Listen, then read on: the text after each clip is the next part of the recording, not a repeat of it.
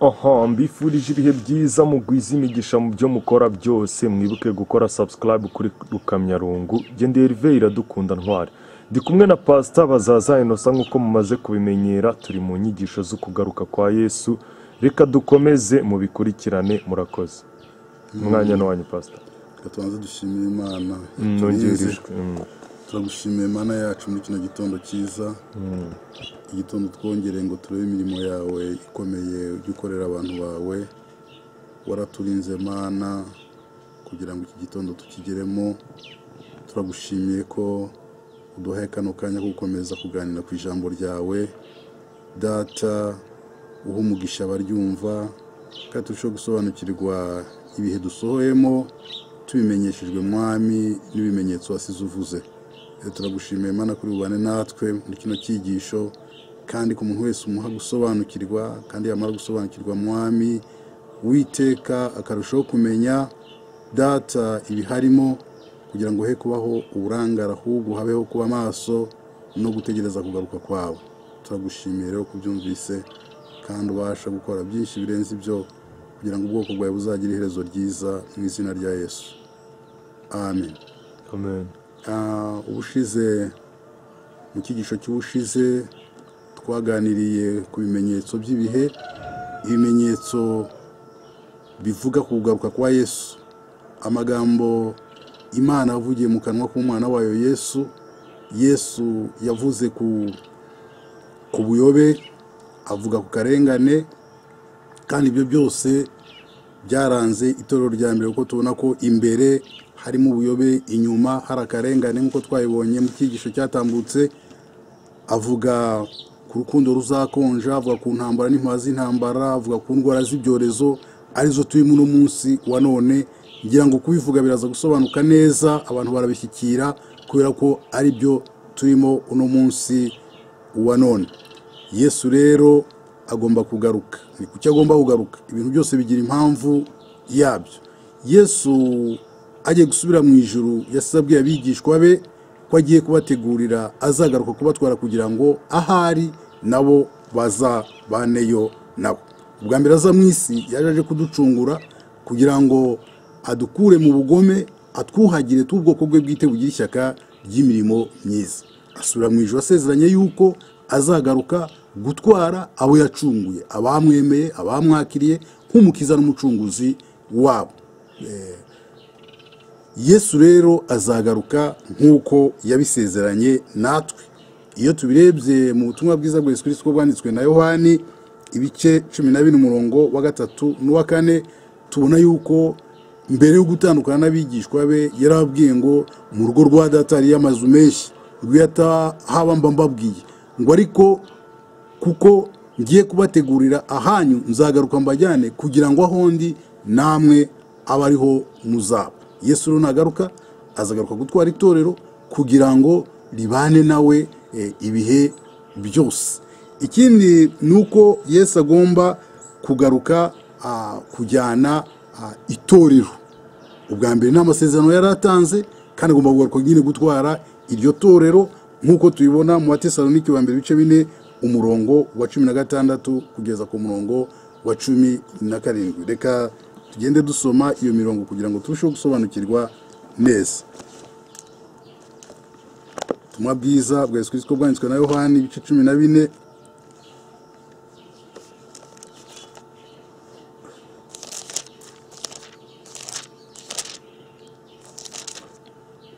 umurongo wa 2 havuga ngo mu rugo rwa Data harimo amazu menshi, iyo abadahari mbabwiye kuko ngiye kubategurira ahanyu. Kandi ubwo ngiye kubategurira ahanyu nzagaruka mbajyane iwanjye, ngo aho ndi namwe muzabeyo. Imana ishimwe cyane. Ni ibyiringiro by'umugisha kuba bamaze kumwakira nk'umukiza n'umucunguzi wabo, nubwo turano mu isi y'imibabaro, isi y'intambara, isi y'ibyago, isi duhuriramo n'ibintu byinshi bitunaniza, biturushya, bituvuna, ariko dufite ibyiringiro by'umugisha byo kuzagaruka kwa Yesu aje kuturuhura imiruho n'imihate ya hano mu isi. Iyo turebye rero tubona yuko Yesu azagaruka gutwara itorero, nk'uko tubibona mu Batesalonike ba mbere ibice by'umurongo wa 16.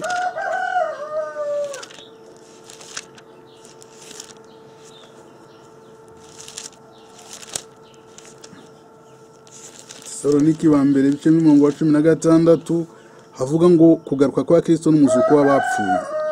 Umurongo wa 16 turavuga ngo kuko umwami bwazaza amanutse ava mu ijuru aranguye ijwi rirenga hamwe n'ijwi rya marayika ukomeye n'impanda y'Imana, nuko bapfiriye muri Kristo nibo bazabanza kuzuka, maze natwe bazaba bakiriho basigaye duhere ko tujyananwe nabo tuzamuye mu bicu gusanganira umwami mu kirere, nuko mumaranisha imibabaro, nuko rero tuzabana n'umwami iteka ryose, nuko mumaranisha imibabaro kubwirana ayo magambo.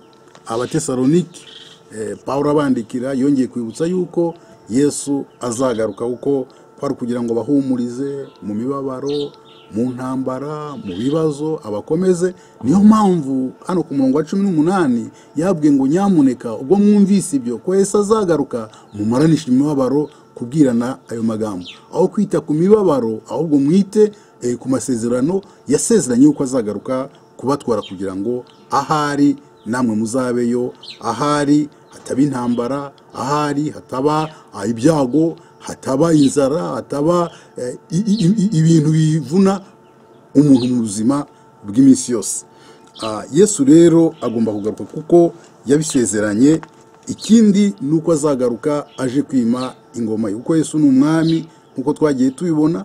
Yesu ni umwami azagaruka aje kwima ingoma ye hano ku isi, ingoma y'amahoro, ingoma y'umutekano, ingoma itazababa irimo akarengane nkako tujya tubona hano ku isi. Ni ubwami rero buzaba ari ubwami bw'amahoro, kuko buzaba buyobowe n'umwami w'amahoro nkuko tubibona muri Daniyeli ibice 7 umurongo wa 13.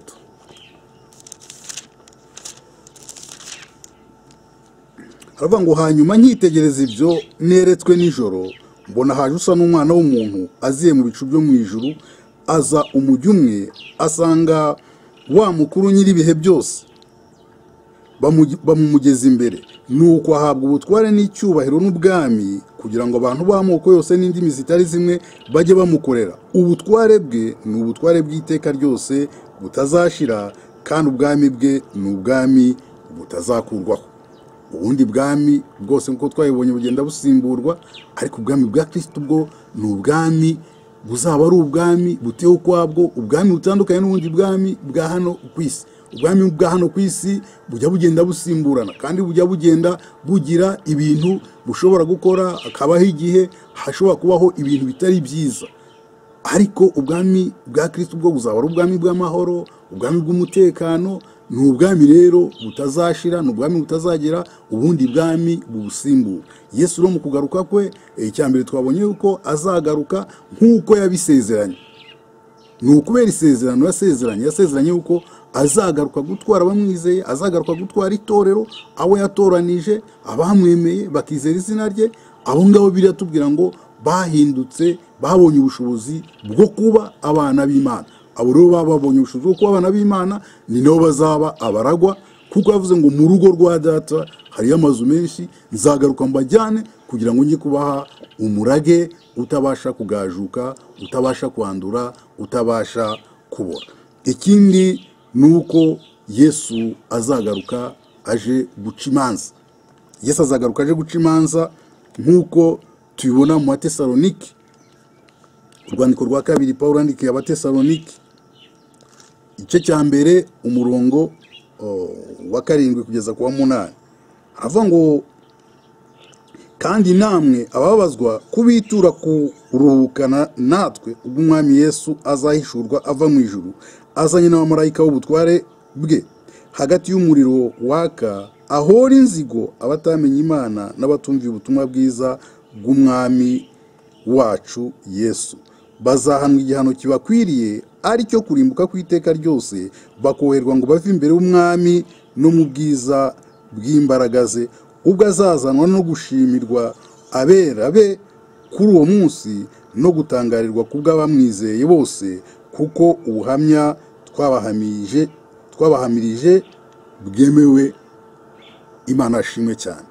aya ni amagambo Pawulo yandikiye abatesalonike, yabanje kubandikira ababwira yuko Yesu azagaruka, ababwira ati muhumurizanye, mukomezanye, mwihangane mu mibabaro, mwihangane mu bibazo, Yesu nagaruka ibyo byose azabibakuramo, azabakura mu isi y'imibabaro abajyana.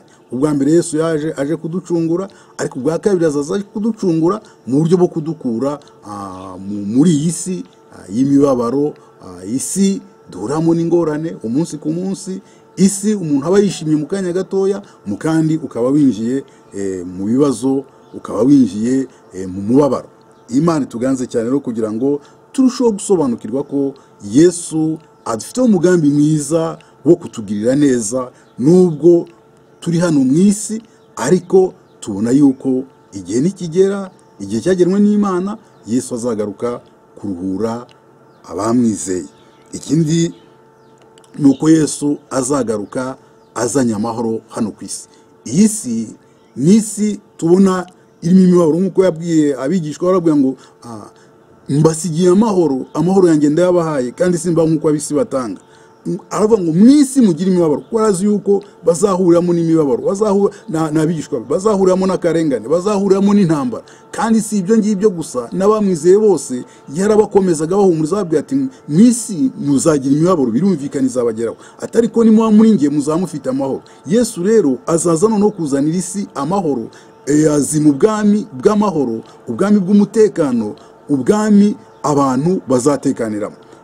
Amahoro rero ubona ko yagiye ahungabana ku isi. Bagerageje gushyiraho imiryango mpuzamahanga izana amahoro ku isi, bakagerageza, intambara zikaba, bagahagarara hagati y'abarwana, ariko amahoro ntago bashoboye kuyagarura. Ariko Yesu we umwami w'amahoro nagaruka azaza azanye amahoro yuzuye mu bwami bw'amahoro. Yabamwizera yabasigiye amahoro yo mu mitima, ariko anabategurira kuzabaha amahoro yuzuye mu bwami bw'amahoro, ubwami butazageramo Satani ngo bukoreremo, ateze umutekano mukeya. Imana tuganze cyane. Ikindi nuko azagaruka aje gukura Abisirayeli mu rungabangabo, kuko Abisirayeli baracyategereje Mesiya. Yaraje ntibamwemera, ntibamwizera. Ubu hari igipande gitegereje yuko Mesiya azaza, kandi yaraje, kuko baravuze ngo yaje mube, abe ntibamwemera, yaje mubye, abe ntibamumenya, ngo icyakora bamwemeye bose bakizera izina rye, ngo abo ngabo nibo yabashije guha ubushobozi bwo guhinduka abana b'Imana. Nabo ngabo rero n'ubundi azagaruka aje gutwara nk'uko yasize bisezeranye. Imana tuganze cyane kugira ngo turusheho kumenya yuko Yesu azagaruka gutwara itorero. Ibihe turimo biragenda bitwigisha, biragenda bitwereka, kuko biriya bimenyetso byose yagiye avuga byagiye bigaragara. Nibyo Pawulo yandikiye Timoteyo mu rwandiko rwa 2 mu bice 3 ku murongo wa mbere. Reka naho tuhasome.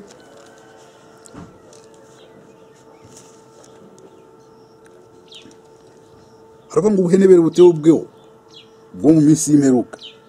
Aravuga ngo umenye uko mu minsi y'imperuka hazaza ibihe birushya, kuko abantu bazaba bikunda, bakunda impiya, birarira, bibona, batukana, batumvira ababyeyi babo, indashima, batarabera, badakunda n'ababo, batuzura, babeshyerana, batirinda, bagira urugomo, badakunda ibyiza, bagambana, ibyigenge, bikakaza, bakunda ibaneza wo gukunda Imana, bafite ishusho yo kwera ariko bakana imbaraga zako.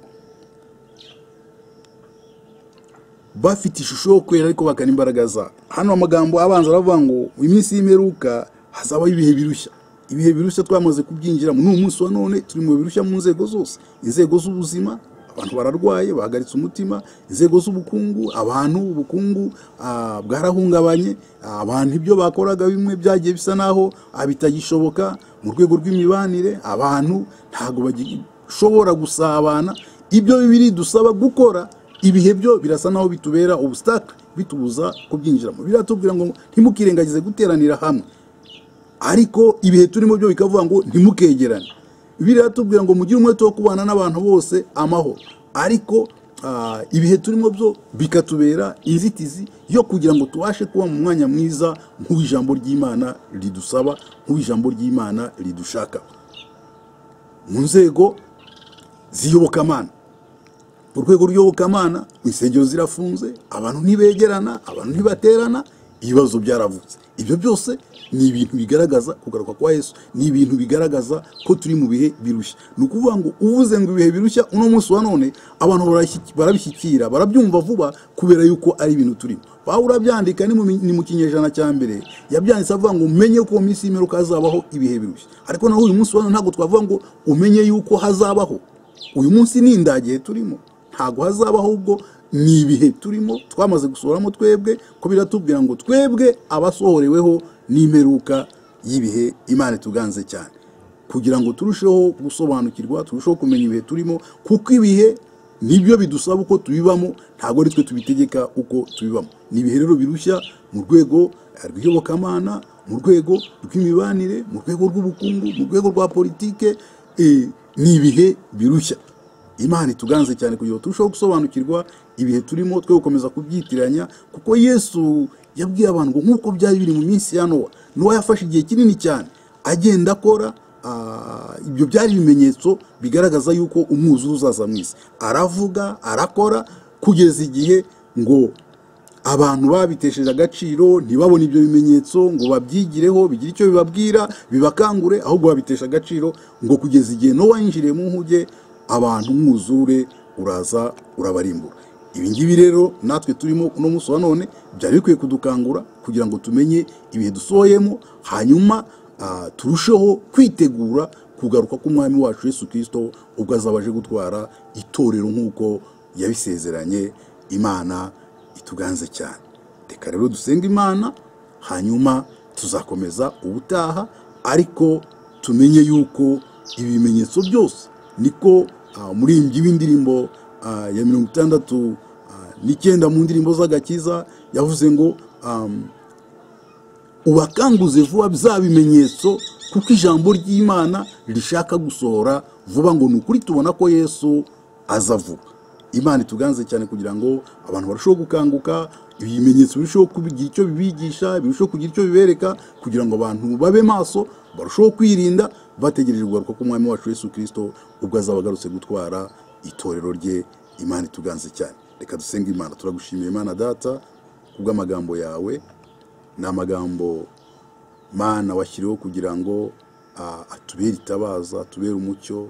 Ni amagambo wasize kugira ngo arusheho kutwigisha, kugira ngo turusheho gusobanukirwa umwami Imana yacu n'ibihe dusohoyemo.